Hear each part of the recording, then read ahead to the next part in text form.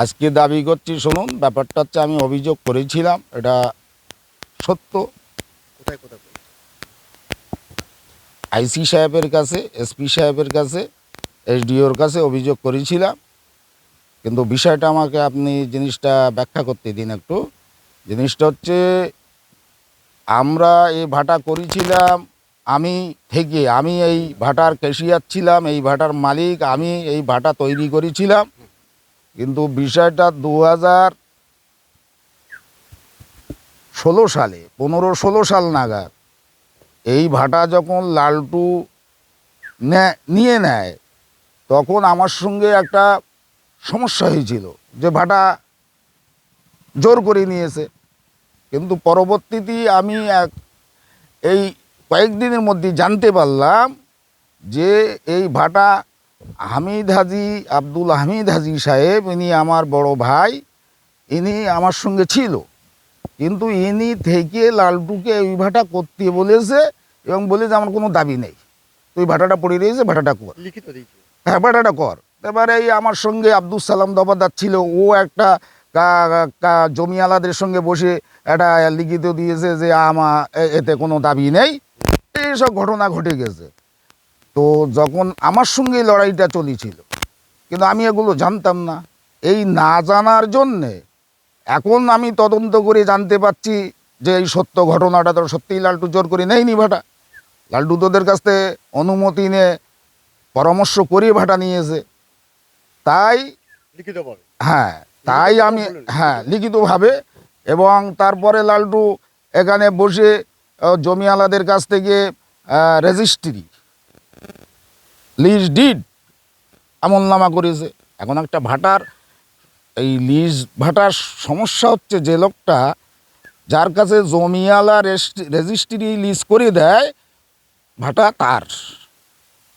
এই আদার্স এইভাবে কাগজপত্রবিহীন তো ভাটা হয় না। এখন আমার নামে কিছু জমি রেস্ট্রি আছে, লালটুর নামে জমি রেস্ট্রি আছে। তো লালটু আমার সঙ্গে একটা আলোচনায় বসলো, এখানকার এক জায়গায় বসবাস, মানে আমরা পাশাপাশি বসবাস করি, আমরা ওখানে যাই, ওরাই এখানে আসে। তা আমরা ওই দ্বন্দ্বের মধ্যে আর যেতেই চাইনি।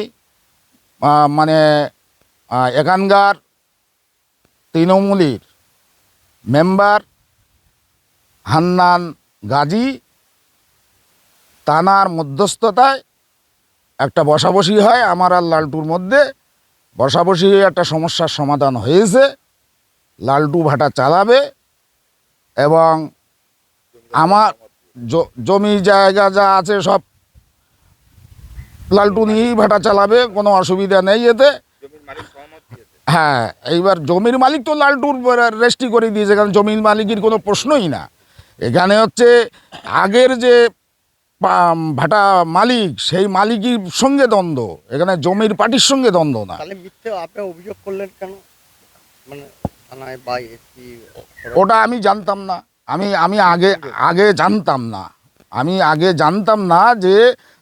আগে জানতাম লালটু জোর করে নিয়েছে, কিন্তু আমার এই যারা সঙ্গে পার্টনার ছিল, এদের সঙ্গে যে আলোচনা করে নিয়েছে, এটা আমি আগে জানতাম না। আপনাকে মিসগাইড করা হয়েছে। হ্যাঁ, মিসগাইড করা হয়েছে। তার জন্যে আমি অভিযোগপত্র তুলে নেব। যে অভিযোগপত্র আমি বিভিন্ন জায়গায় জমা দিয়েছি, আমি আপনাদের মাধ্যমেও প্রশাসনকে জানাতে চাই যে আমি যে অভিযোগ দিয়েছি, নাজমা পারভিন মণ্ডল আমার ওয়াইফ যে অভিযোগ দিয়েছে, সেই অভিযোগ আমি তার রিপিটিশন হিসাবে দরকার হলে আর একটা মানে পিটিশন ওখানে জমা দিয়ে দেবো। আপনাকে যারা প্রমোট করলো তাদের বিরুদ্ধে কি কোনো অ্যাকশন নেবেন? না, আমি ওই ব্যাপারে তাদের বিরুদ্ধে যাব না। যেহেতু আমরা এক জায়গায় বসবাস করি, শান্তি বজায় রাখতে চাই। আমি সবাই শান্তিতে বসবাস করুক। যদি আমি এর বিরুদ্ধে যাই, ও ওর বিরুদ্ধে যায়, নানান সমস্যা। লালটু ধৈর্যের পরিচয় দিয়েছে, আমিও ধৈর্যের পরিচয় দিয়েছি। ও লালটু ভাটাটার পড়েছিল 4 বছর। আমরা আমাদের নানান সমস্যা ছিল, তার শ্রমিকদের কাজ পাচ্ছিল না।